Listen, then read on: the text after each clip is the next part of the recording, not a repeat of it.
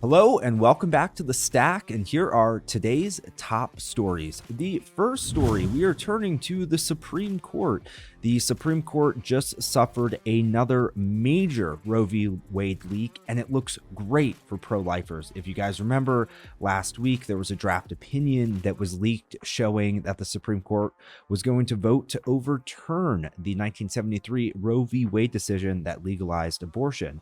But Politico today has published more leaked information, and that leaked information says that there is no sign that the court is changing course from issuing that ruling. It looks like no votes have changed. This draft opinion is the only opinion that's still circulating. So this is really great news for pro-lifers. I mean, it is alarming that more leaks are coming from the court, but this is great because it means that the intimidation tactics that the left has gone all out doing since the opinion leaked are not working. You know, we have seen protesters out in front of the justices' homes. And, you know, it is against federal law to interfere with a justice who is making a decision. But, you know, the left doesn't really care about law and order. We already knew that.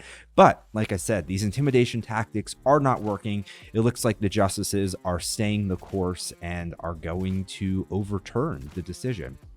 The second story was some breaking news yesterday. Elon Musk came out and said that he disagreed with Trump being banned from Twitter, and that he would in fact bring Trump back to Twitter when the purchase is complete. I mean, Musk went so far as to say that Trump's ban was morally wrong and flat out stupid. And he made a great point. He said that, you know, actually banning Trump from Twitter amplified his voice, and it actually alienated a large portion of the country. You know, Musk said that permanent bans should be extremely rare and only reserved for accounts that are bots, you know, or spam account or scam accounts. So this is just super interesting. You know, there's been a lot of discussion of whether or not Trump will come back to Twitter. You know, Trump has his Truth Social platform, and he has said that he'll stick with Truth Social. You know, he's put millions of dollars behind it. There's a lot of conservatives on the platform. He has said he's not going to return to Twitter, but I think the key to this story is this is really good news for free speech, and it shows that Elon Musk really is sticking to his free speech principles. So maybe we will, maybe we won't see Trump return to Twitter. And the third story, Joe Biden. He held a press conference yesterday where he was talking about inflation. He was attempting to address the inflation crisis that is just destroying the United States right now. And unfortunately, instead of addressing the problem, Biden's speech was filled with utter nonsense and many gaffes. One of the best gaffes, and this actually might be the most coherent thing and the best idea that Joe Biden has ever had. A reporter was discussing some comments that Florida Senator Rick Scott had made prior to Biden's speech. Rick Scott had said that the most effective thing Joe Biden can do to solve the inflation crisis he created is resign. He's the problem.